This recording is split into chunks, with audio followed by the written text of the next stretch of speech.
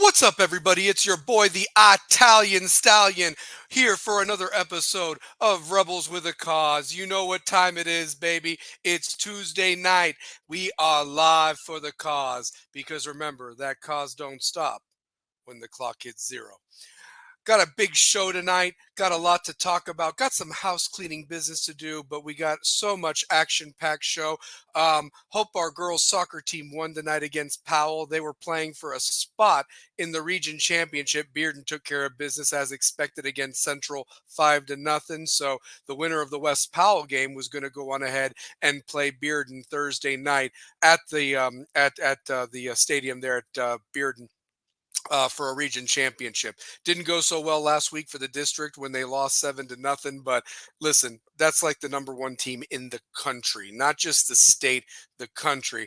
But I'd love to get another shot at them and so forth. And obviously, with West winning, win or lose, they would be in the sub-state taking on probably either Science Hill or Kingsport Dobbins Bennett in a matchup next Monday. But that being said, want to just start off with our house cleaning like we normally do. First and foremost, the views and opinions of this program are not affiliated with those of any other organization or of West High School. This is solely the RWAC Crew's views. That's myself, the Italian Stallion, two-pair Tate, Brian Tate, and the coach stats man himself, Mr. Shane O'Mac. So, like it, love it. These are our opinions. So, and want to give a shout out to our guy, Mr. Alex Thatcher, Knoxville Coffee Company. They're at the heart of Marble City. That brew is good right there off of Sutherland Avenue any time of the day. So go pay Mr. Thatcher a visit, a class of 2003 grad, and he makes that coffee with a lot of love. And also want to give a shout out to my gals, Kim Castle and Rachel Davis over at the King's Chamber. Pedicures and manicures are now up and running, so you can give them a call and get one scheduled. I had one and it was fantastic. And they, still doing the other stuff too. The beard trims, the haircuts, the massages. Definitely go pay them a visit and you get two nice beverages on your visit. So definitely go pay him a visit. And also my guy, the coach himself, will probably be plugging himself. So if you need a good electrician, I'll let him rep himself when he gets on here once I introduce him properly to the show. With that being said, though, we got some serious business this Thursday night. The Rebels, surprise, surprise, are on TV for the fourth time this year. We will be hosting the Anderson County Mavericks on Rivalry Thursday. And I'm hoping that they will be doing their homework, watching our show, and maybe give it a plug, since we helped them the last time Rivalry Thursday was hosting or covering a West football game against Bearden. But that being said, love to the Rivalry Thursday for even coming to Marble City West High School and senior night there as we honor the West Rebels in this big matchup with the number 2 team in the state from 4A respectively, coming in with a perfect 7-0 record, the Anderson County Mavericks. Last time these two teams faced off, West won 9-7.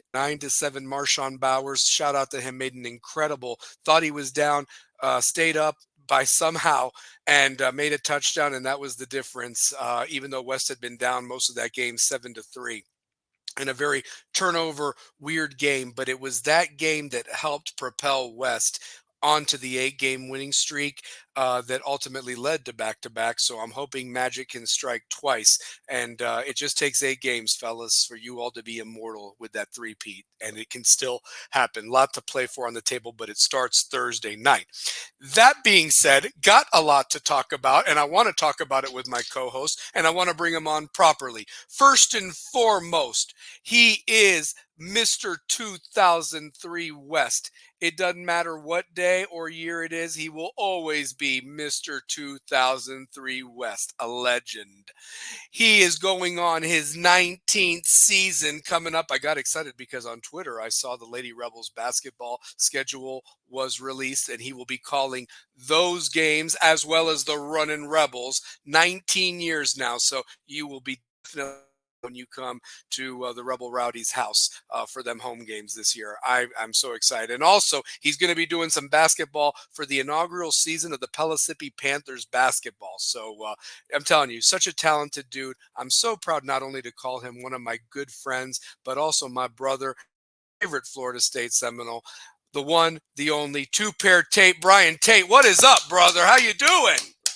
Hey, what's going on, man? Definitely gonna be at the game Thursday, but I think I'll be there around the second quarter. Because I know I'll be at work as soon as kickoff happens, so I'll get there right around the second quarter. But yeah, Yeah, man, well, and you got something helping you out. You got them commercials from Rivalry Thursday that last forever, so that might help you out. So there you go. might help me out enough time to get some Petros. There you go. So Gotta get my Petros when I'm doing the filming. absolutely, absolutely. We got a lot Um, of stuff too. We got a lot of archive stuff. Oh yeah, we do. Yeah, we do. No, we got some serious stuff. We got a lot. We got a lot going on, and we got a lot to talk about. I also want to bring on our other co-host. Give him the floor for a second while he plugs. If you need a good electrician, because we got a lot to talk about this Thursday. Also wanted to bring up to you with you guys another subject.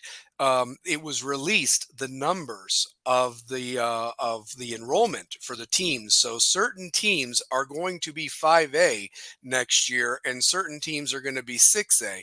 And how they're going to do the divisions will be released in a month from now, and to be a story that we'll have to look at, especially when it comes to football more than anything. I don't think they're going to mess with basketball and that too much, the other sports, because those are still three classifications, or actually four classifications respectively. So yeah. Bodies are in the schools at that point. Yeah, exactly. Well, without further ado, let me bring him on. Let me just tell you this. This guy is the hardest working guy I know. Not only is he a father of three, but my goodness, he coaches a great group of kids over at Carnes. Always working whatever hours, on call. It's amazing he even has any type of social life whatsoever. But if you want a dude that can definitely help you out, especially when it comes to electrician type things, definitely hit him up. But we know him as not only our stats guy and our brother, a fellow class of 2003 grad of the West High Rebels, a true rebel with a cause, but he is also been known as the coach by Mr. Parker Dubon, and that's how it's going to stay. So let's bring him on. Give him a warm round welcome applause everywhere you are watching it live or recorded. Mr. Shane O'Mac, the coach. What's up, buddy? How you doing tonight? Everybody doing good? What up, Doing Coach? great. We're doing good, coach. So, but plug it, man. Tell us if anybody needs some work, what can you do for them, bud? Well, I'll try to post my comment on here. We'll let my comment go in here. But hey, for all your electrical needs, all your home electrical needs, give me a call, 865-299-3206, or just shoot me a text. Hey, I'll get back to you. We'll figure out something, and I'll do everything I can to make your home better. That's it. And he will give me that information, and I'll plug it, and that'll be an ad next week when we start the show. That being said, guys, the state rankings came out, and Anderson County right now is number 2 in the state with 7-0. West is still ranked number 9. They were off last week with a 4-3 record. So you've got the number 9 team in the state defending back-to-back champs, hosting Thursday night against undefeated Anderson County. What are your thoughts on this one going into it, as we not only we'll talk about our seniors here in a minute, but what's your thoughts on this big tussle, especially with the game was such a close game classic last year up in Anderson County? Now it's the return trip to Marble City. Well, for one thing, they've got to start out fast, and they've got to be able to produce some points. Like I'm gonna need some more. I'm gonna need some more up-tempo plays to Burdine, Patterson, Wren, Ray. There's got to be plays that stack on top of plays where you're getting in 2nd and 4, you're getting in 3 and you want to make the down and distance shorter each play. And I feel like we've gotten to that point now to where this should be in rhythmic. It should be in rhythmic now. but you're going up against an undefeated team. You're at home. At this point, this is kind of the do or die if you're state bound or you living off the prestige of a class before you. So this is kind of one of those games that kind of sets that tone for everything, because this game lets us know where we are as a program. Like, if we're one of those elite teams in the state, games like this where it's televised, a lot of heads are watching. This is one of those games where you've got to initiate that this is your house. It's not going to happen. It's a lot of homes wanting to wear this hoodie, that shirt. They want that. That's what they want. They want a game like this where you can show to a televised crowd in Knoxville what you are made of. Because a lot of times we're the talk of you're living off past results. Like, you guys ain't y'all not the defending state champ. The dudes that graduated are. And I think when players hear that changes the different motor and a concept in their head to say, you know what, the seniors aren't going out like that. Like, I think the seniors got a lot to prove. And I don't think they want to go out like that. It's true. Shane, what's your thoughts initially on this? I mean, you're taking on an opponent that actually has beaten two teams on your schedule, one of which beat you in 3 overtimes. You've got to go out and prove that those games were a fluke, and that's not who you are. For the seniors, this is your last guaranteed home game. You've got to come out there and make a name for yourself right now. We've talked about it all year long. You know Anderson County's good. They're undefeated right now. We could very well be same right now. Well, except for that Maryville loss, I don't think anybody was touching Maryville this year. But you've got to come out and you got to play West football all 4 quarters. This is we're approaching playoffs, and you got to start building on playoff momentum and getting there. If you're going to win a 3rd championship, you've got to start showing that you're capable of doing it right now. No more playing half of football and just kind of relying. It's like, oh, we'll give them the first half, or we'll give them the second half. No, you've got to do it all 4 quarters. No more of this whole, okay, well, oh, we didn't do too good now we'll step up. No, you got to step up and prove it right now. It needs to be like the old days where you're blowing teams out early to where there is no chance we'll come back. I want to see a running clock in a 3rd quarter. That's West football to me. I'm tired of seeing that struggle right now. Coach, let me ask you this, and Two-Pair, I want your thoughts on this too. How important was the bye week, and what do you feel is the most important thing coming off of a bye week? Because sometimes a team can look rusty, and sometimes a team can look fresh. And let's be real, the 7 games have all been tough in some sort of manner. And it's not like they're playing Farragut last week, absolutely smash Oak Ridge in the face last Friday night. So that victory over Farragut was a great victory, no matter what Farragut's record is right now. So I guess my question to you is, how important is the bye week of what you expect West to come out on Thursday night? Well, you want to see a team that shows a discipline. You want to show a well-practiced team. You want to see a well-refreshed team, because a lot of times teams can get into having that bye week and they not be the same team. They start stacking up penalties, just start making plays that don't fit winning football. And with them coming off of this break, it's going to be real interesting to see how they incorporate that to making winning football, because I think a lot of times when we're watching the offense compared to the defense, offense is not in good field position to start start the game. Like they're not in position to start the game. And then when you look at throughout the game, the defense gets put in bad field position throughout the entire game, which causes games where you're saying, wow, why is West not getting off to a fast start? Why are they not moving up tempo? Because when you watch that Alcoa game, as soon as they couldn't convert third down, they became pressing that creates turnovers. When you're consistently pressing instead of running a balanced tempo with speed options, you got to get the ball into the playmakers' hands. Mm-hmm. Like that's what it's all about. It's about imposing your will at the line of scrimmage. Can we look like a team that can win in the trenches? Can we look like a team? Because you're on this bye week. There's a podcast. There's an app.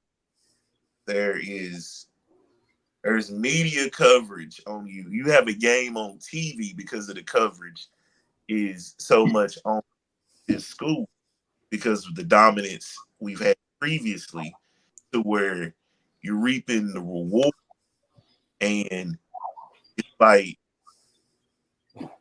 are we gonna look good for Instagram and TV, or are we gonna actually show what we are? Because right now we look like a very celebrated media team. Like we're the media darlings, and it is kind of like when we're winning, they don't like us, but when we're right above, are we contending for a state championship, or are we just going to be a pretty good program? Like we're winning the games we're supposed to win. We're losing the games that we need to win. Mm-hmm. It makes total sense. Coach, your thoughts on it? Same thing, really. It's just I don't know what's up with this team this year. What we saw in the spring and going into the fall, it's like, okay, we're destined for 3. This year, the way they played, it's almost like they're not playing for each other. If that makes sense. Mm-hmm. And you had all this hype coming into the season, and we've built into it. We've also been critical of the way they've played, but it's time to play football. I mean, we can't keep saying the same thing each week on what's been the issues. They know what the issues are. They got to correct them, and if they want that 3rd straight title, it's now or never.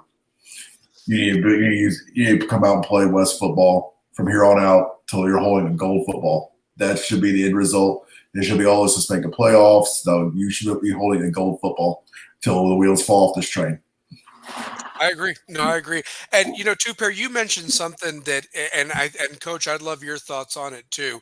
Is you mentioned about the trenches up front. It always starts up front.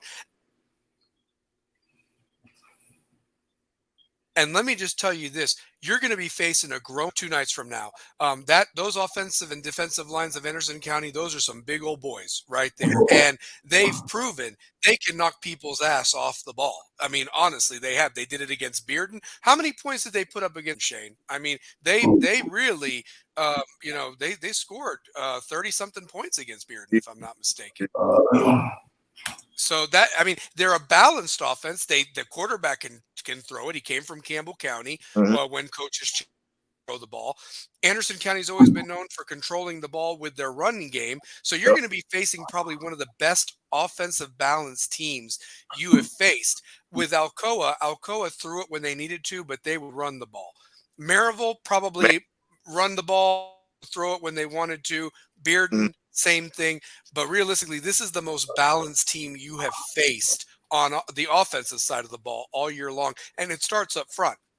So you're going to have to match them, and it's going to be a grown man's game out there. And then on the flip side, their defensive line is going to get after Parker. They're going to try to get in the backfield to stop Tavion and Messiah. So the offensive line, I challenge again to come out there and really impose your will, because this is going to be a type of team you're going to face in the 2nd and 3rd round of the playoffs when you get there. And not to mention, you still have Powell in a couple weeks, who lost to this Anderson County team. Again, they didn't have Connor Wheeler, so maybe that would have made a difference. But at the same time, Anderson County, beat Powell and beat Bearden. So these are two teams that are on your schedule, and it shows that Anderson County is definitely going to be competing for a 4A ball. Honestly, Anderson County won 35-18 against Bearden.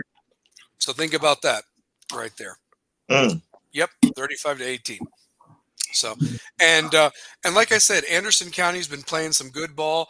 Davey does a good job coaching them up there. He's going to have them fired up, and they probably are going to come out and wanting some revenge because they feel they let one slip last year in that 9-7 loss up there in Anderson County. So, again, this is another game that I would love to see West just come out and really impose their will. Honestly, I really would like to see that. I'm not saying this is not this is a great opponent, but at the same time, I'm kind of just like you, Shane, I'm frustrated where we know what they're capable of, but where is that fire? Where's that fight? Where is that dog in there that we know you got? Where is it? You got to turn that switch on. It's like I tell my kids, like, there's 3 things I can't coach. That's effort, attitude, and toughness. Everything else, that's all you got to bring that. I can scheme all day. I can set you the spots to win. If you don't bring effort, attitude, and toughness on every play, so you've got nothing left in the tank, what are you playing for? So it's senior night in March. Obviously, they're going to honor not only the football players, but they're going to honor all the fall sports teams and recreational teams, the band, girls soccer, volleyball, the golf, and cross-country teams. So I do want to give a shout out to each and every senior's name on this roster.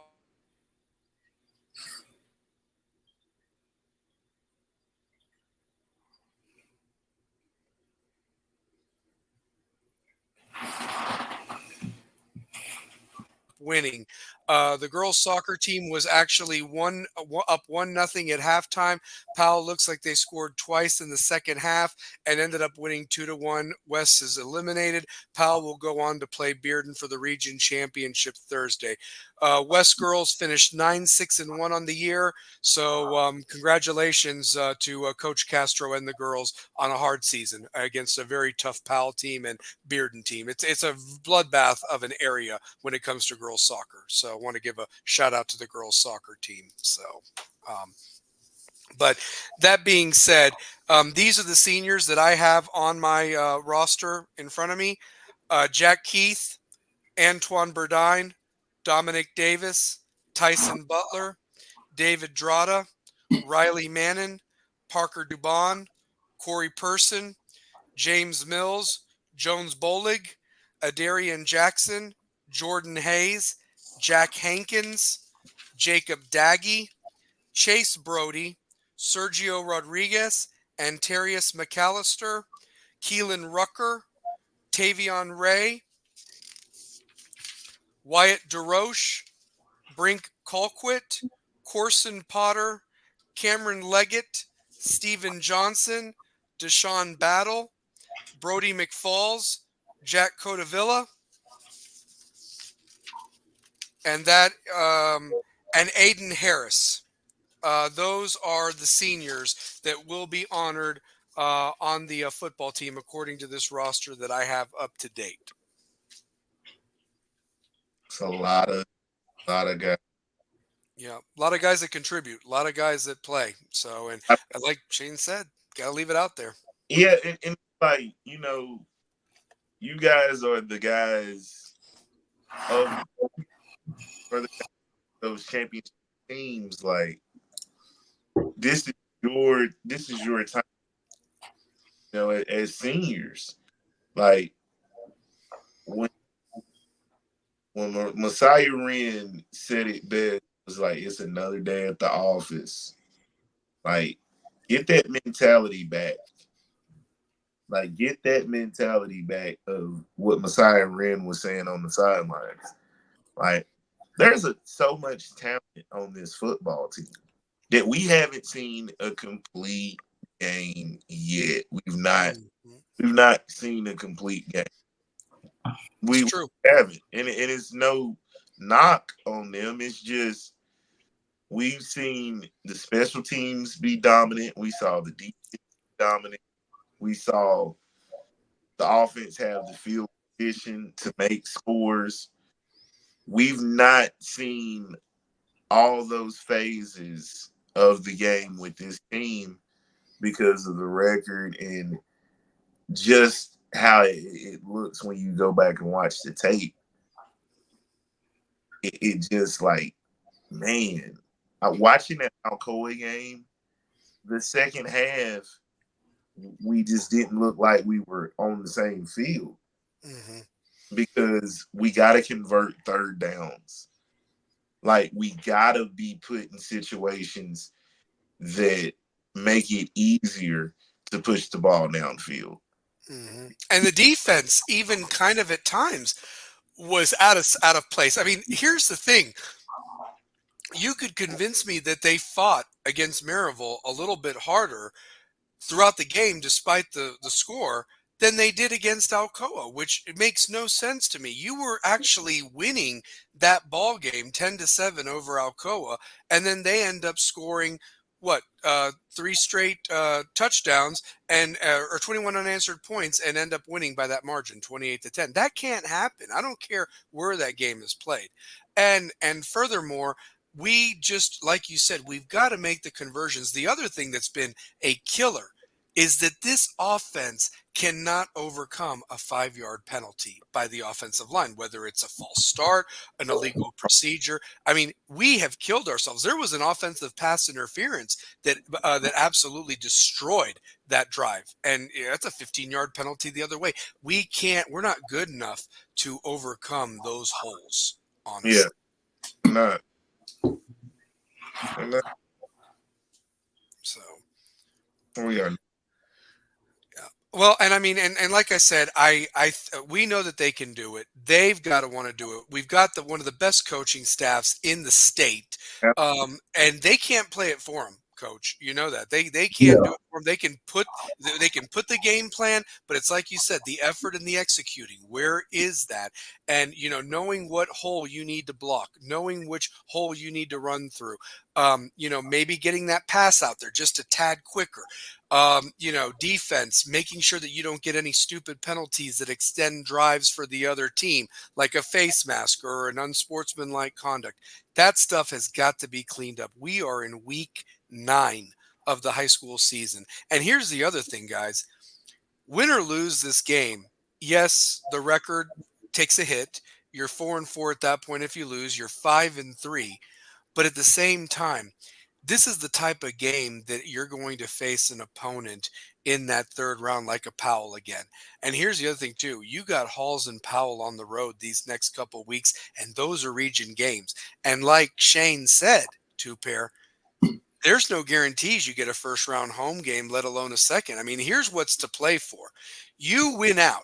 That means you win Thursday night, but you especially take care of business against Halls and Powell. You get 3 potential home games if you take care of business round by round. The fourth game, you would unfortunately have to travel to the quad 3, quad 4 winner, or I'm sorry, the quad 2 winner between region 3 and 4. So that being said, I just want to see if we can get there. That'd be the challenge. I mean, you want as many home games as possible. It's right there for you, because if you lose either of these 2 ball games in the next couple of weeks to Halls and Powell, regardless if you beat Anderson County, you're going to be on the road for the playoffs, and that makes the road even tougher, in my opinion, having to go to a severe county or someone like that in the Upper East Tennessee. Yeah, man, it's true. You gotta. This is the game that is going to tell you, just going to tell a lot about yourselves. Like, you win this game with all the eyes that are watching, because last week, I don't think that was the best representation of what this team is in the second half. Mm-mm. Like, this team is very disciplined. They put themselves in holes that showed that they aren't. But this team is a very disciplined ball club because of the foundation. It starts at top. Like they're figuring it out on this journey. You know what I mean? We are documenting it in real time. I don't think teams have ever had what they've had after going back to back. So that's a lot of pressure too. And in some aspects, they're kind of one of the most viewed teams in the state of Tennessee. Like you see constantly on certain memes on social media when they say top 5 best high schools in football, they mention West, and rightfully so. Like right now, I think they're kind of at that crossroads of trying to get for 3, where it is tougher on this class than most classes, because the class before them, they kind of got the monkey off the back of doing something should have been done 10 years ago. Yeah. When you look at the history of a school, you look at the history of a school and you look at the history of a program, it's games like this that people will remember. And they're either going to remember it for one or two reasons. You played phenomenal, or you just didn't have it. And the way you look at this type of game, because they're an undefeated squad coming into your home on Steam night.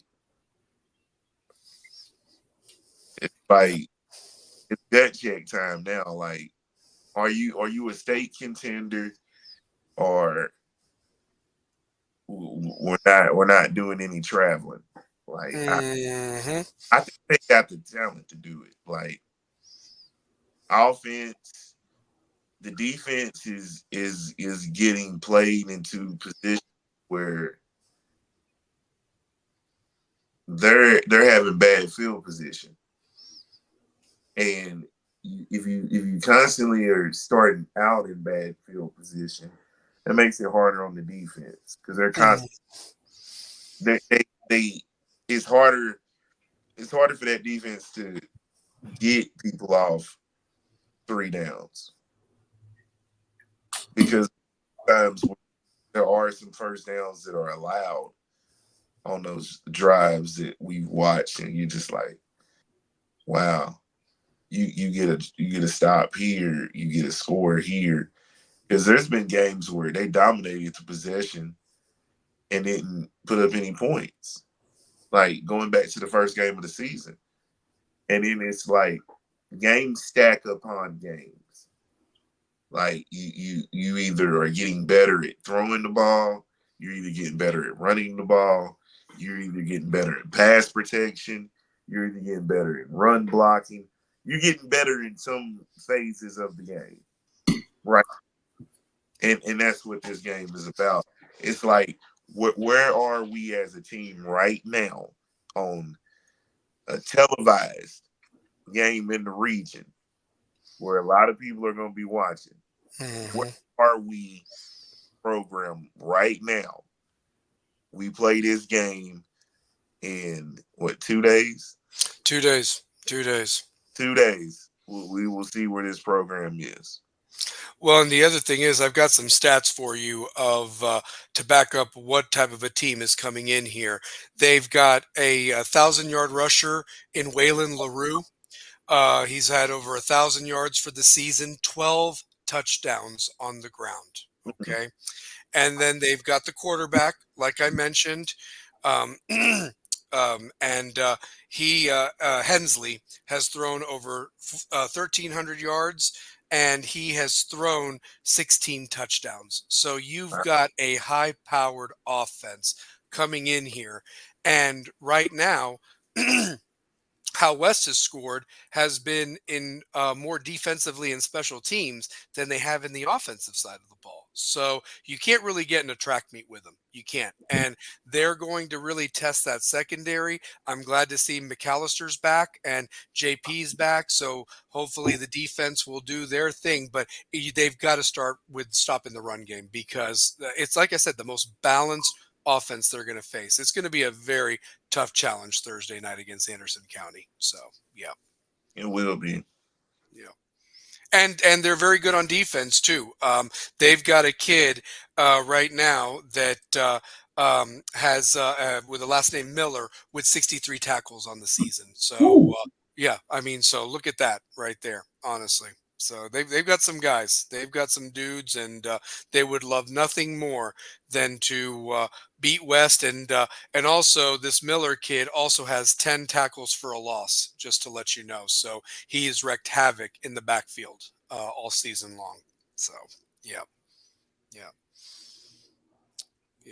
And then they have a defensive end by the name of Holt that has 5 sacks on the year as well. So they've got some guys. They've got some dudes out there, and it's going to be a very, very interesting contest. We'll definitely pick that here shortly. But I did want to get your all's thoughts on the classification changes, by the way. Last week, the TSSAA, and I'm trying to find the article, released what the dividing lines for the classifications for the next 3 cycles are going to be. West stayed in 5A. But what is going to be very, very interesting is that Oak Ridge is now a 6A ball club. So, yes. So Oak Ridge is now 6A. And interesting enough, Heritage is now going to be a 4A program. So why that's significant when it comes to 5A football is Oak Ridge is now going to be in 6A, where you will not be facing them like you could traditionally. West and Oak Ridge would meet the day after Thanksgiving if that ever happened, and so forth. Starting next year, Oak Ridge will probably be in the region with Maryville, Bearden, Farragut. So it's going to get really tough. Anybody that 6A drop? In 6A, it's funny you mentioned that. I think that who's going to be a prime candidate to replace William Blunt in our region, Shane, is probably going to be, to replace Heritage is William Blunt. William Blunt dropped from 6A to 5A. So William Blunt will probably take Heritage's place in the region with Powell, Central, Halls, and West. Now, here's something very interesting that I could predict and see happening. Again, it is what it is, potato, potato. With Oak Ridge dropping, that leaves 4 teams in 3. Campbell County, Lenoir City, Clinton, and Carnes, Shane. Yeah. So basically, if nobody gets added to that region, those 4 teams would automatically qualify for the playoffs. And that would just basically be, we beat each other to see who's 1, 2, 3, and 4 taking on the region 4. Now, here's what I think is going to happen, and I could be completely off. Right now, region 1 has 6 teams. None of those teams dropped, and none of those teams went up. Those teams are Morristown West, Tennessee High, Davy Crockett, Daniel Boone, Sevier County, and Cocke County. Okay, so those 6 teams are in Region 1. What I could see very well happening is that Powell probably is going to get shifted to Region 3 and make it Powell, Carnes, Campbell County, Lenoir City, and Clinton. Let that be Region 3. And what's probably going to happen is Region 2 will have Sevier County come be in West's region. So it would be West, Sevier County, Central, Halls, and probably William Blunt taking the place of Powell or of Heritage. Right now. So that's what I could see happening. Now, it will play out for real in November, but I just think that it would make sense to separate Powell and West from the region. And listen, they can still play in the regular season if they want to, but a lot of people have argued that has been either your state championship game or the game to get to state, and it's been played in the third or the fourth round, and I think that it should almost be a mandatory fourth round game, with the winner of that tussle being the representative of this side of the state against whoever comes out of the middle and the west. I mean, that's what I would think. I mean, because realistically, the Powell West took care of Powell last year in the third round, but going into that game, some people were saying, why is this not the semifinal? Instead, West had to take on Walker Valley, who would be coming from that region or from that quad. So, yeah. So it's gonna be Nice. Yeah. But I'll tell you this, if they really pull a fast one and somehow do the 5-5-5 that I was talking about, and Yeah. let's just say for shits and giggles, they throw William Blunt in there with Clinton and that group, and then they still move Sevier County, what a bloodbath of a region it would be with Halls, Central, Powell, West, and Sevier County all in the same region. I mean, that could be a possibility too. I would hope they wouldn't do it, but at the same time, I mean, you would have to earn your bacon to get to the playoffs in that gauntlet, especially with how improved Halls and soon to be Central will be as well. Yeah. So something to think about. Something to think about. Central's going to be a better football team. Like, Central's going to be a better football team. Oh, without a doubt. Like, I really think that just watching the way they play, I can tell Central be a good football team. And like I said, Gibbs has been Friday Night Lights. Mm-hmm. Like I can't stop raving about Warren Action. Like, we saw it in the spring. Like, we saw it in spring football. I said, yeah, he's gonna be one of the top players we're gonna be talking about on this show for the upcoming season. Warren Action is amazing quarterback.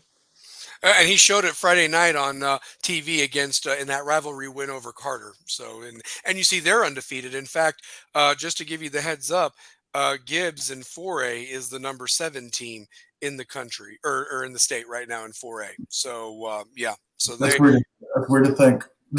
No, I know. Oh, I know. I mean, like if you would have told me, after that spring game or what have you, who would have the better record between Gibbs and West, I would have said West. But again, Give Gibbs. these other teams our schedule and see how they This is true also. Yeah. And actually Gibbs is 8. So, but yeah, I mean, I'm telling you, like I want to give you the 5A top 10 right now.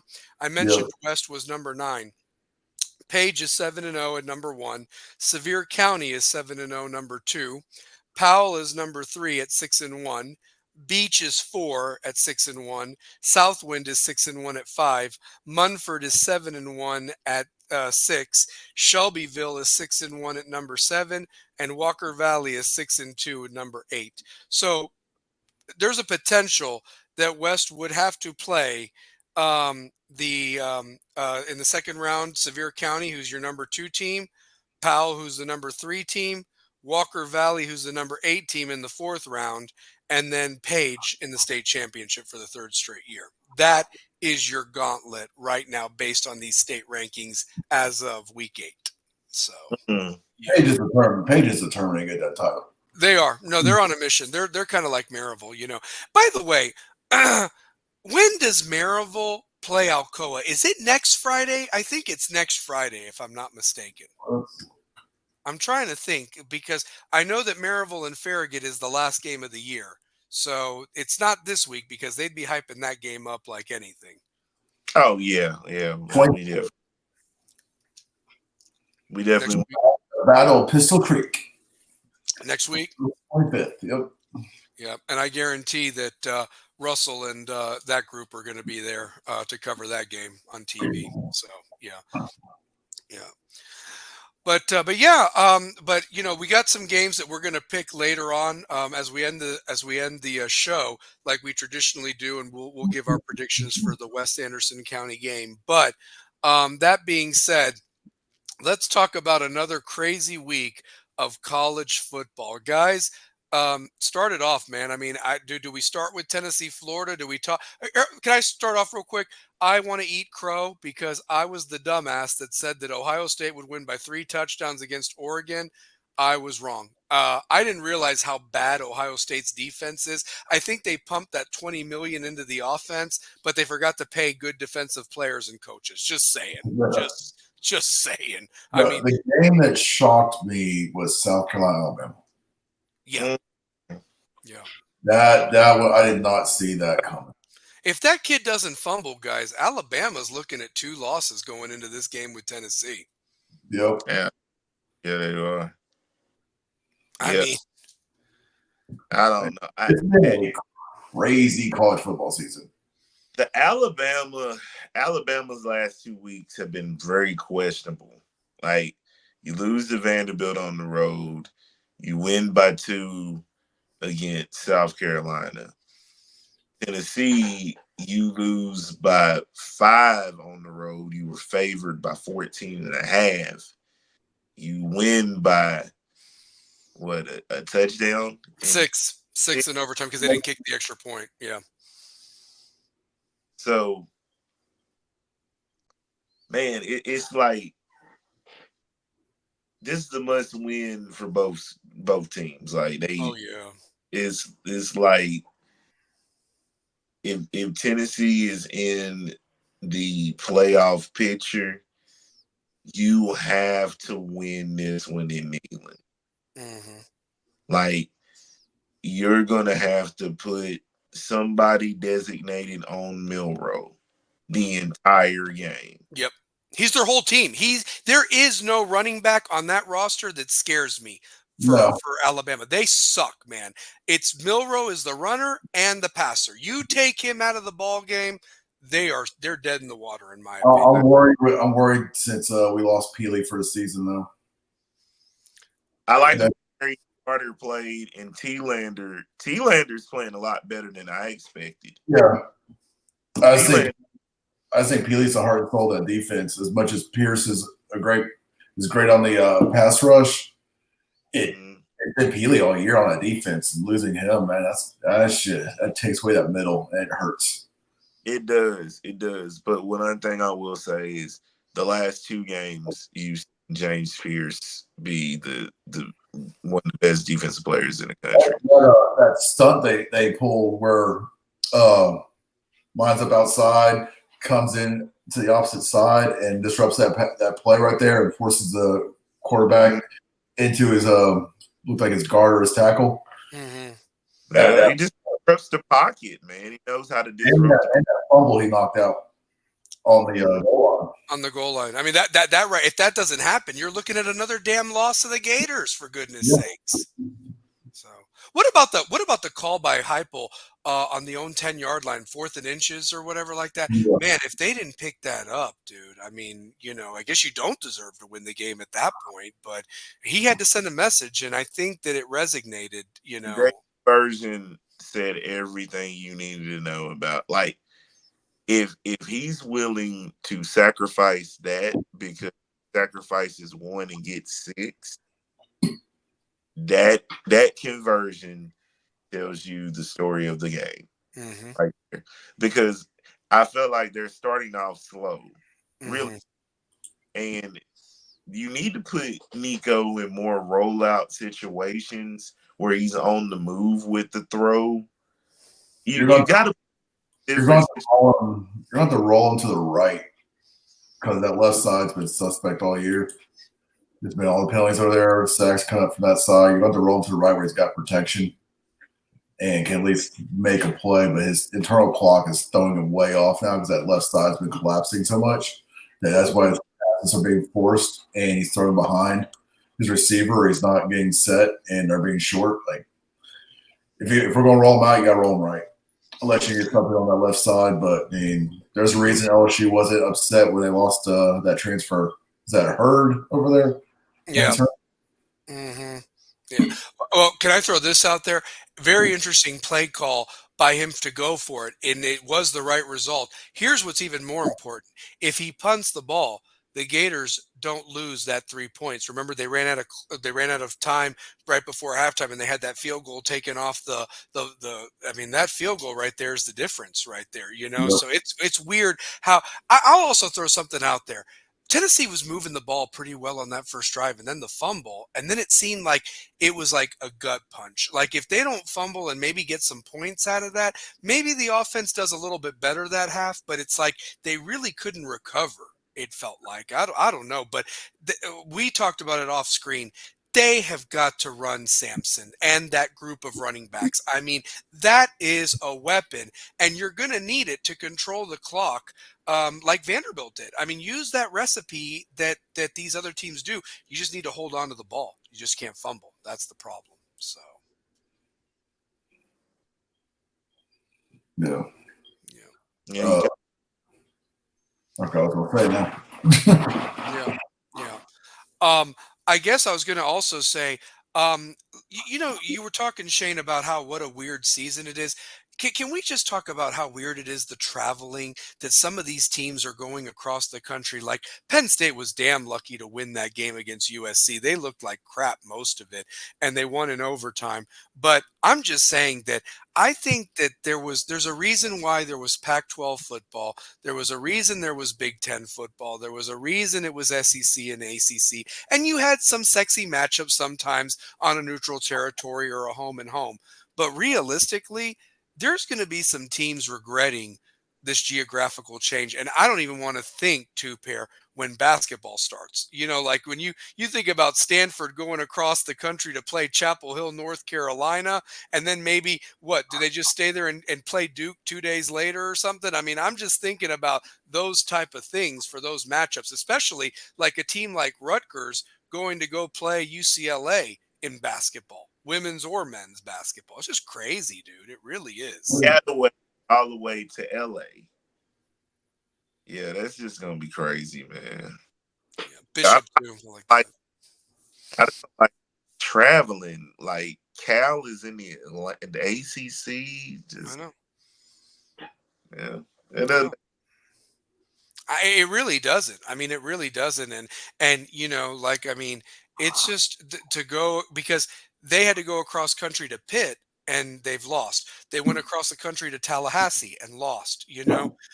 Miami had to go across country. Cal should have probably won that game and so forth. But it's just there's a lot to talk about that time change. Honestly. So some could say the same thing about Ohio State, Oregon. But realistically, Ohio State's offense wasn't the problem. Their defense could not stop Dylan Gabriel, who's now become a Heisman favorite after that performance Saturday night against the Buckeyes. So, I mean, I don't know. Yeah. He's Heisman worthy. Yeah. But how about Dan Lanning though? Dude. What a hell of an intentional call. I know. How smart was it? He knew he had an opportunity and he needed to make the most of that opportunity. I mean, you have them at home and you roll the dice. I mean, you do that. And yeah. Intentionally leaving 12 on the field, knowing he's got the runoff and count, and then you got Will Howard. Will Howard, yeah. Just end the game on the slide. And they paid Will Howard $2 million NIL, by the way, from Kansas State. They did. They did. Damn, that's tough. That's a tough way to go.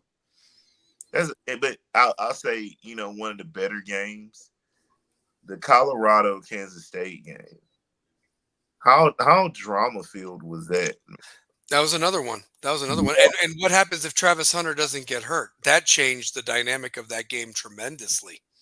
One of the best players on the field. So playing a lot of snaps. Like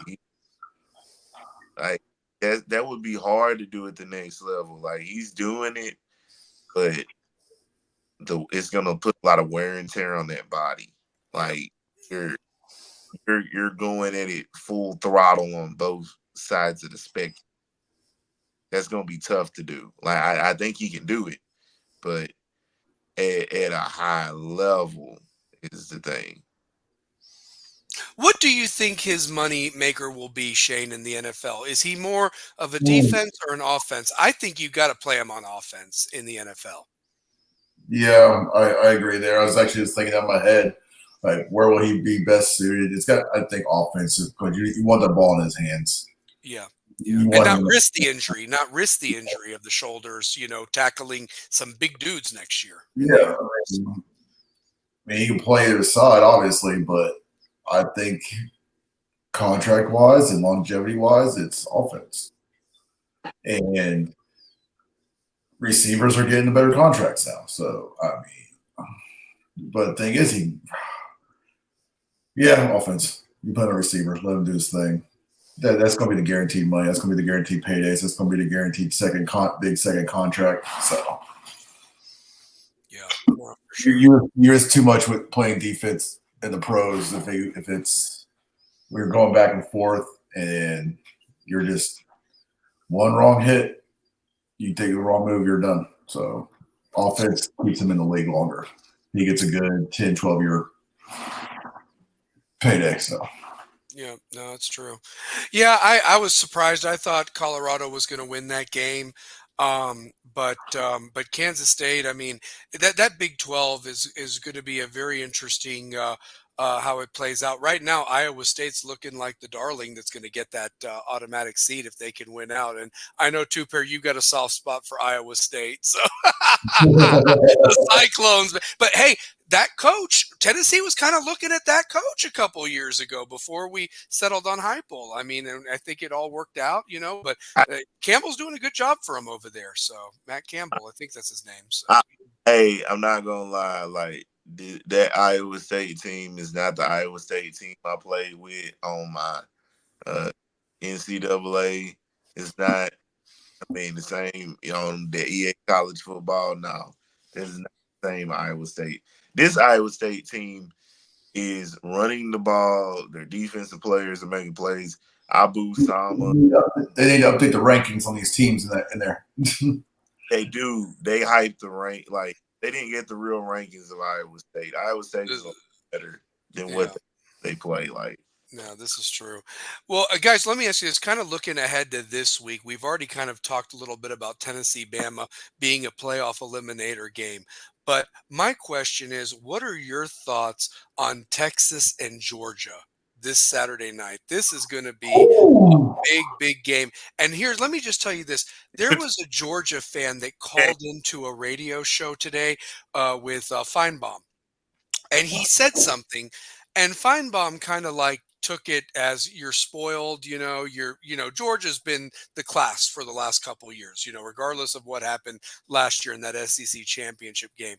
But apparently the Georgia fan states that the reason why Georgia's not looking as good as they have been, especially on the defensive side of the ball, is because Kirby has not replaced the coaches he has lost with quality coaches, that he's, hiring his friends again, like Mike Bobo, who apparently was a Mark Richt guy when that was all going on. I'm not a Georgia, but it was interesting to hear this phone call that they are stating that it's not the players, and you can't really blame the players from a standpoint that they've had top 3 classes for 10 years in a row now, it seems, ever since Kirby's been there.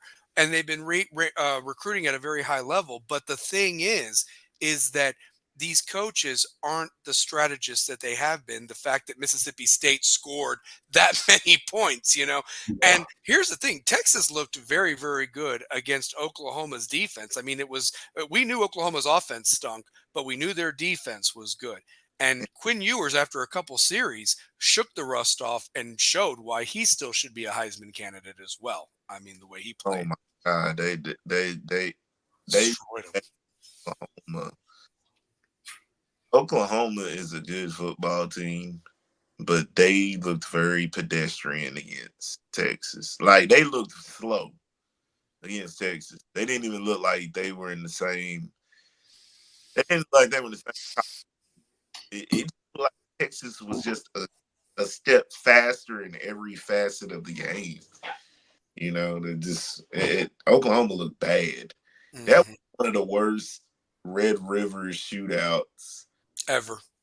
Yeah, that Red River rivalry or whatever. It was bad. That was not a good game to watch. It was bad. It was a very bad game to watch. And they showcased it. Like, you know what I mean? Like they even had a camera that followed Kirk Herbstreit leaving game day halfway through and him making picks on a plane and getting there in time. I mean, I was like, it was bullshit. It was stupid. It really was. And Shane, let me ask you this. One team looked like they belonged in the SEC. The other team should have stayed in the Big 12. I'm not trying to be a hater, but this is I mean, Oklahoma's going to get their ass whipped in a couple weeks when they play Alabama and everybody else that's still left on their schedule. That's a team that could probably end up with 5 losses when it's all said and done. I mean that.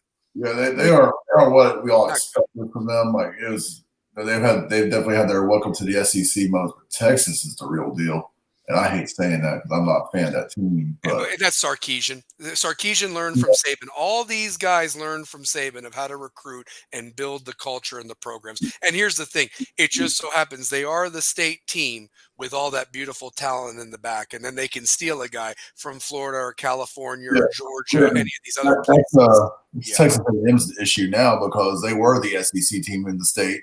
So it's like, oh, you won't play against everybody who's the best is the best? Come here. Now you got Texas in there and they got the money and they're showing that, well, we can beat these teams. I think they destroyed Georgia this week. Really? Yeah. I mean, here's the thing. And I'll tell you this, that stadium is going to be pumped. Bevo, all that game day being there and everything. Yeah. I mean, it is going to be. I'll tell you one thing, man. My channel's not going to be switched from ABC. I got Louisville, Miami at noon. I got Tennessee, Bama at 3:30, and then I got Georgia, Texas at 8 o'clock. What a sexy triple threat or triple header, honestly. Really it is, man. So that is a beautiful sleigh of games. Yeah. It is a really beautiful sleigh of games. So 12, the 3, and the 8. I like the fact that they're going later. I like the fact that the primetime game is like 7.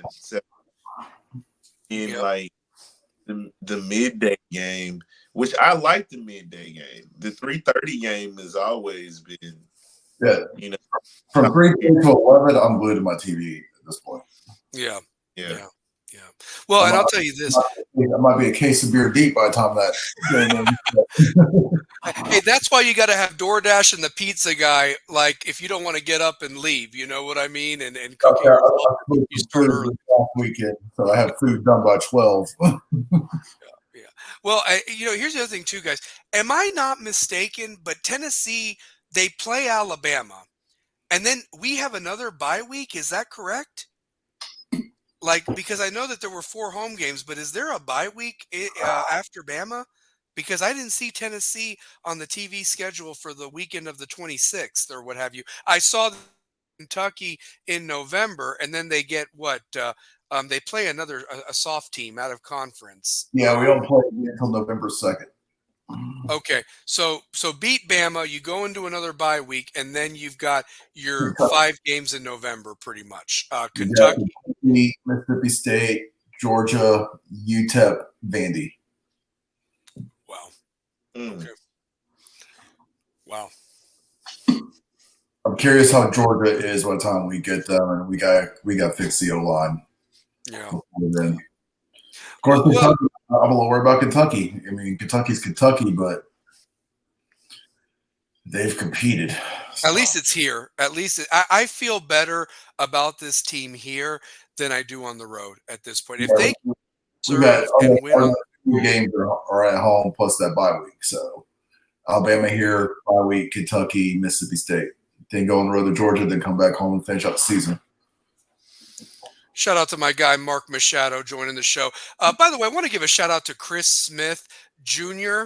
had his wife and him. She delivered a beautiful baby boy a few days ago. So there is now a Chris Smith the third. So Trey Cinco, a milkman the third. So I want to give a shout out to him. And he actually took Georgia over Texas in that game. He just says that he thinks Georgia until Texas proves him wrong. So Texas will have the chance to prove not only him wrong, but prove to everybody that they are the true number one team in the country come Saturday night around 11:30, whenever that game ends. Real quick, I did want to bring up that Ole Miss LSU game. I really was shocked that Ole Miss blew that game. I thought they had it. I really did. And I guess now Ole Miss is really, really, out of it looking in at this point because they still have a few tough ball games, if I'm not mistaken. So, but yeah, wanted to give a talk about that one. So,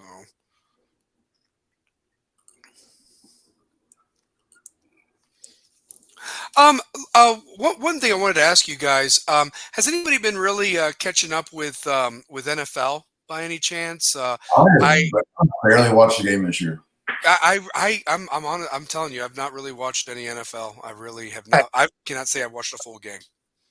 I've watched some NFL and I've been kind of disappointed in like the Jets have a worse record with Aaron Rodgers than they did with Zach Wilson last year.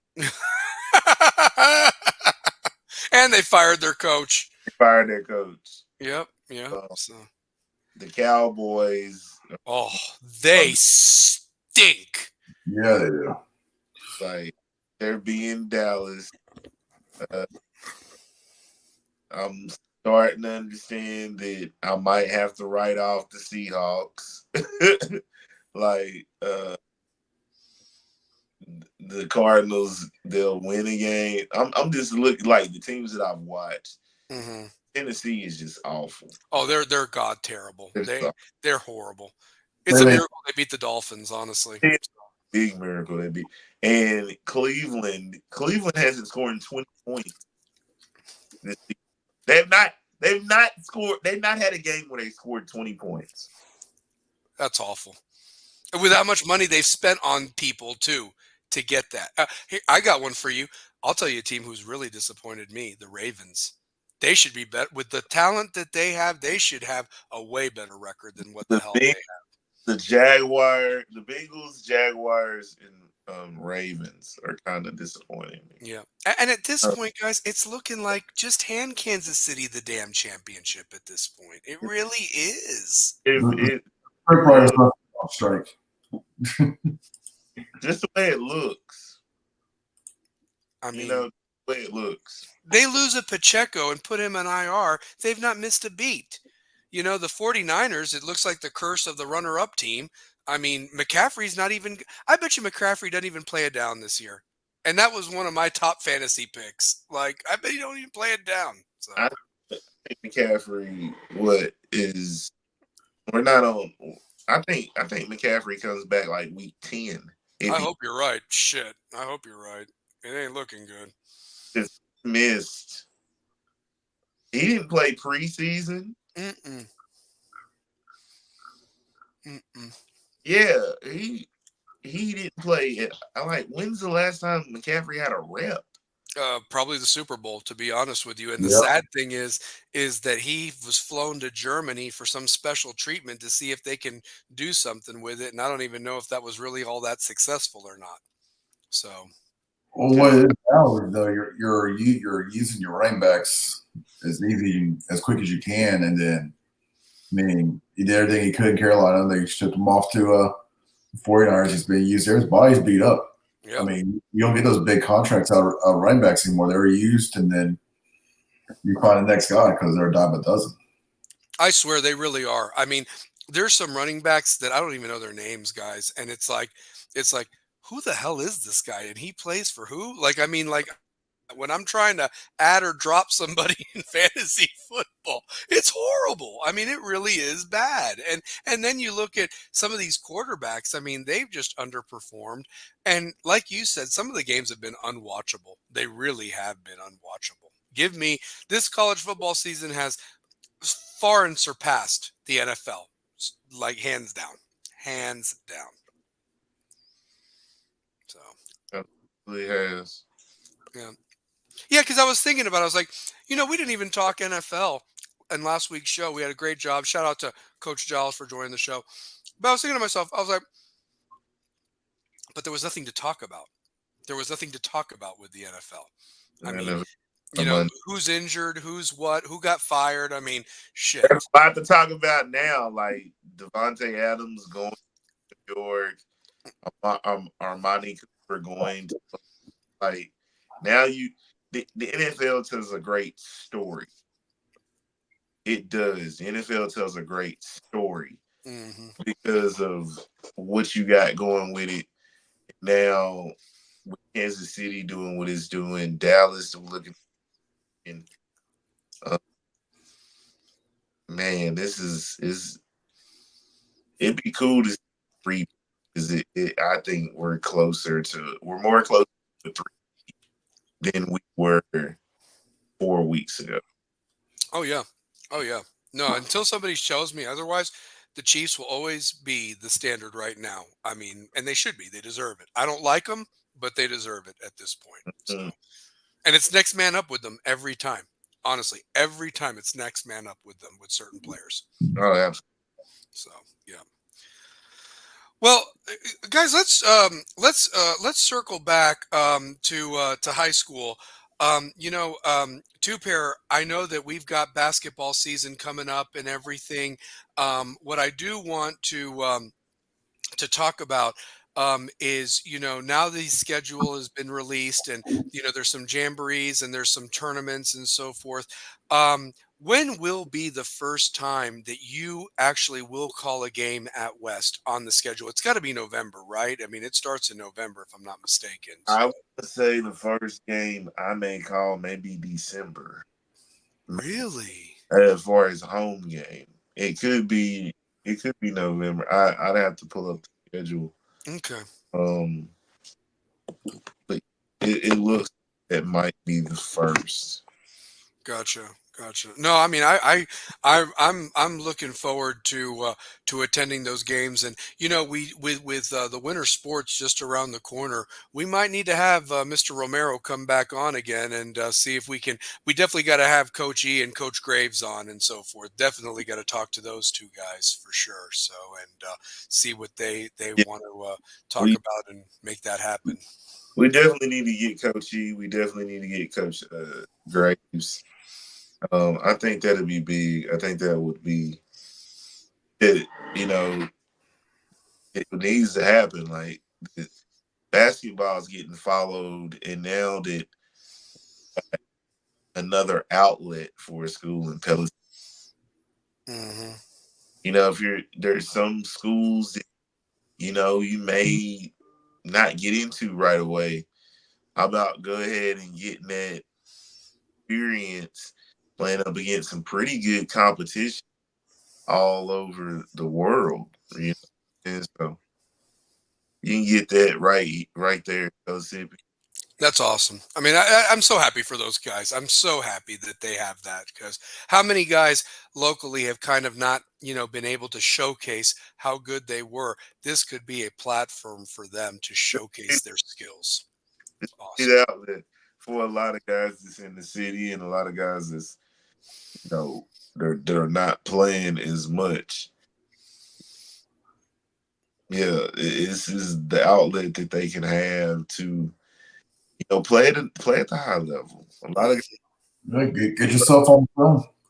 Yeah, what I'm saying? A lot of guys don't play at the highest level. So now that you'd be able to do that, why not? Yep. And some people can't. I mean, if you're not good enough to get a scholarship, some people can't afford going to college. And here they still got the Tennessee Promise, right? So they can still go for 2 years and showcase their stuff. And maybe, like Shane said, get some film out there, and maybe some big team will come and snatch you up that needs you. So, yeah. Hey, free education is a free education. Hell yeah, it is. And I'll tell you this, guys, we're really on the cusp. I didn't realize that we're on the cusp of college basketball here very soon as well, and media day for the SEC. Yeah. Well, and here's the other thing too. Do you know what I miss to start the season off? And I wish that they would bring it back. That Rocky Top? 24 hours of basketball. Well, Oh, Rocky. Well, that's a given. That should be in the summer. But honestly, I miss that 24-hour like games that happened that first day, and like you watch Hawaii at like midnight, and then somebody was like at 2 in the morning, and then you woke up at 6 in the morning. I mean, it was just awesome, like basketball all day, and it was like something for college basketball, and I don't know why they took it away. I mean, if it was because of COVID, fine, but that's all gone now in terms of the threat it is. We need to get back to those old like fun things seriously. So yeah, I mean, no excuse, especially for a sport that sometimes gets buried in the back page up until March, and there's too much good talent out there and too many good sexy matchups this year in both Oh, the men's and women's game. So yeah, ton of good matchups. yeah, for sure, for sure. So. Well, guys, let me just ask you this. Let's get to the predictions for the high school because I know it was a little bit of a late show and shorter and so forth. And I know that we've all been putting in a lot of hours and a lot of things going on in our life. I know that it's been never ending with these two hurricanes I've been dealing with, working the 12-hour shifts. Luckily, I will be able to attend the game on Thursday, be up in the press box. I guess, Shane, go on ahead and give us those slate of games that we're going to pick to see how we do this go ahead. So all right. Let's see. First one that pops up got Alcoa or Scott at Alcoa. Alcoa wins. We already. my question is this: is it at 40 points in the first half or the second half against Scott for Alcoa? Honestly, Both have 40 in the first, 30 in the second.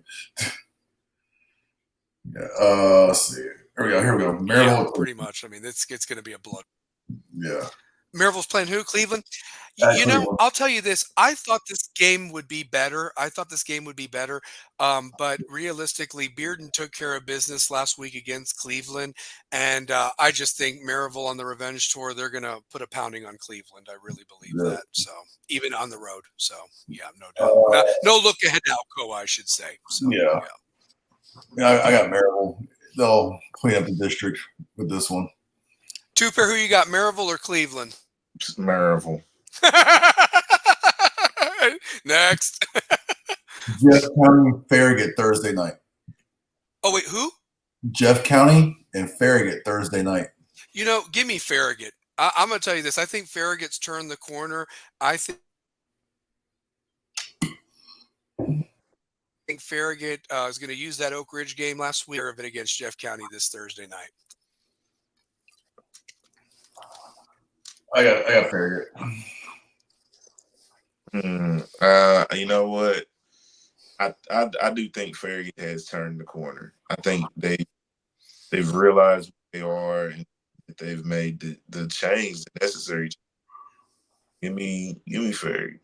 Can I also make a joke real quick, guys? I'm still mad at Jeff County for not having the concession stand open and feeding us. Hey, Catholic still has the best though. Catholic still has us, absolutely. So yeah. Catholic has a special Pokemon now. Let's see, Gibbs and Mo East. Shout out to the Deacons. So, who is it? Gibbs and Mo East. Ooh, give me Gibbs. Yeah. Gibbs. Yeah, man. Thursday night game also. So what's up with all these games being played on Thursday night? I think it's the end of the season. Playoffs. Warren Axe, he's gonna. Hey, he liked it. He's really liked it. Like he is. He's gonna blow the Hurricanes away, man, on Thursday. So hey, I gotta try to record that game. I gotta try to record that one. I'm gonna watch. Probably be on. You know what it'll be on? Diamond Clear Media. Probably get to watch the replay on that, bud. Yeah, Gibbs is Diamond Clear. So yeah. I got Gibbs. Let's see. Bearden at Oak Ridge. Oh, Bearden by however much they want. I mean, Oak Ridge is. I mean, I could be surprised, but realistically, I have not seen Oak Ridge. I thought corner, but man, I mean, Farragut just did whatever they wanted to, and I think Bearden turned a corner themselves, beating Cleveland last week. Give me Bearden in this game. Yeah, I was watching Drew Parrott's highlights a little while ago. Now he's back at starting quarterback. He's been back there for a while now, it seems like. But he threw like 220, he had 226 yards and 2 touchdowns last week. Give me Bearden all day. I love Drew, so I'll get that win. You know what kind of bothers me the most about the whole thing? I'm glad that it kind of righted its ship, but I think that the kid had been your starter all along.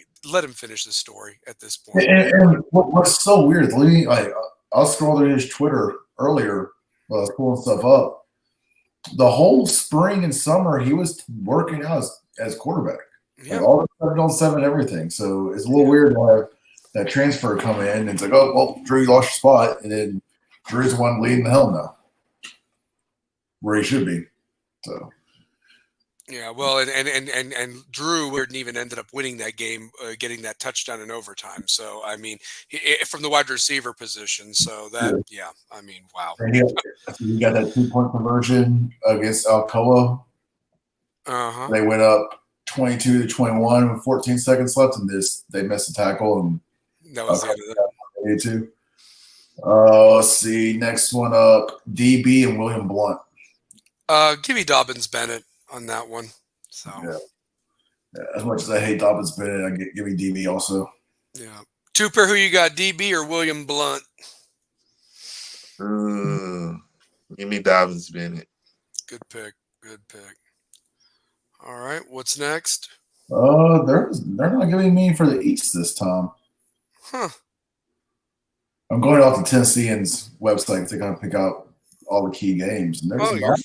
You're fine. They're not giving me many this week. There might be some teams on a bye as well. You know, it's kind of those 2 weeks where it's kind of a you're off or I'm off, and then of course the next 2 weeks is going to be the bloodbaths or what have you. Yeah. So, who's Powell playing this week? I thought Powell was playing Central, if I'm not mistaken. Let me pull it up.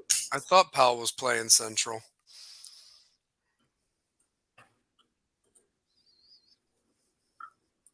You said Powell and Central?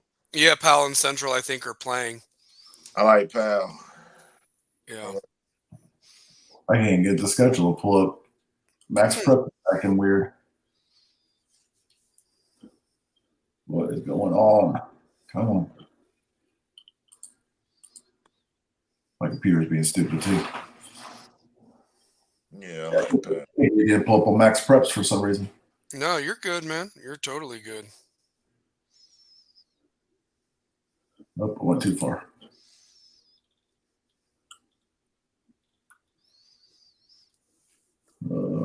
Let's see.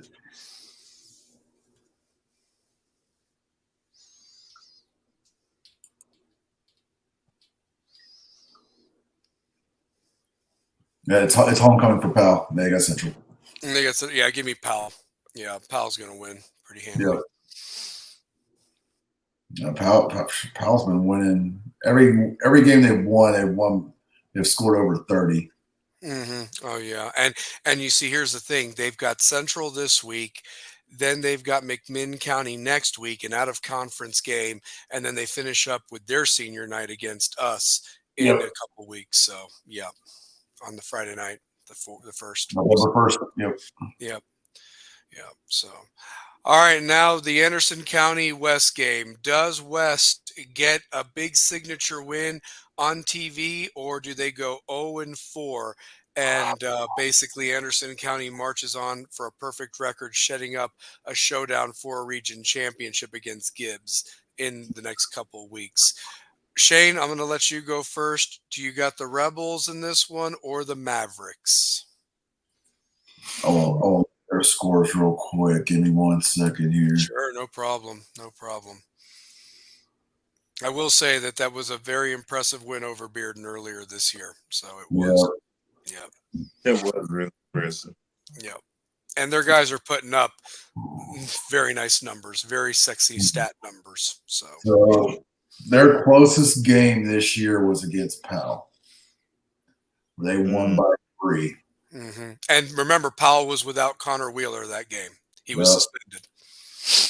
Here's their scores since then: 35-18 over Bearden, 48-27 over Fulton, 56-12 over Seymour, 42-7 over Carter, 47 over Clinton. So they beat Clinton about the same score West beat Clinton, which was 38-3. So yeah. Okay. This is gonna be a tough game. It's gonna be a tough game. I hope I'm wrong. Right now, the way Anderson County is playing and the way we've been playing, give me the Mavericks. I hate saying it, but given the way we haven't played a full game of football against quality teams, and unless we can play a full game of football, Anderson County takes this one. I think they take it easy. All right. Two-pair, what's your thoughts? Mavericks or Rebels Thursday night in Marble City senior night? I don't think the seniors go out like this.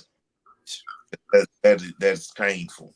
That would be painful. It would be. I don't think the seniors go out like that. Give me West by 3. I have been going back and forth on this one. I think that the bye week came at the right time.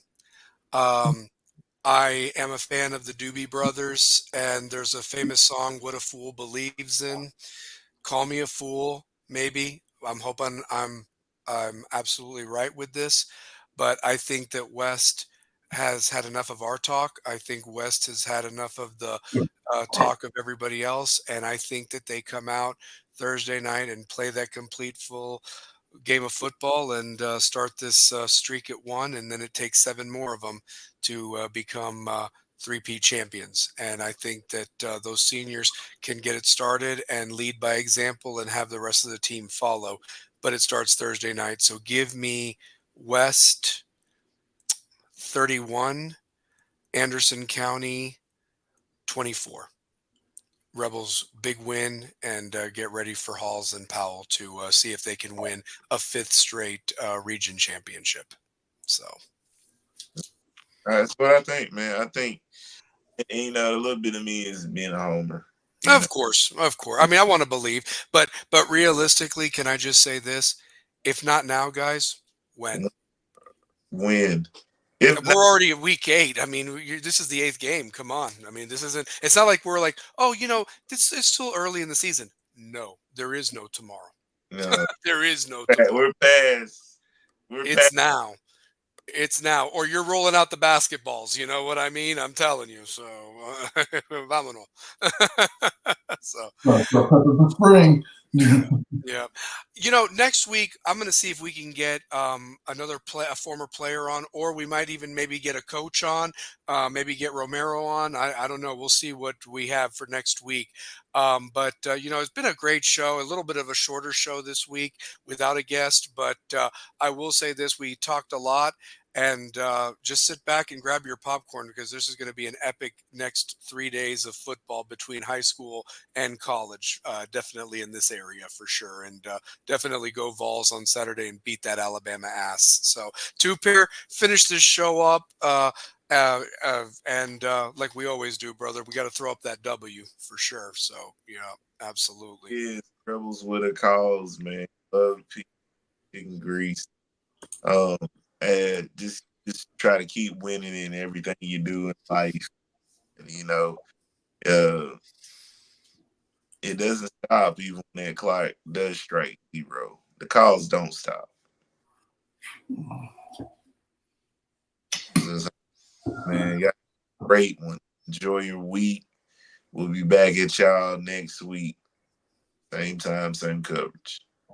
Amen. Go Rebels. Go Rebels. Stay your dubs up. Seniors get that win. Prove me wrong.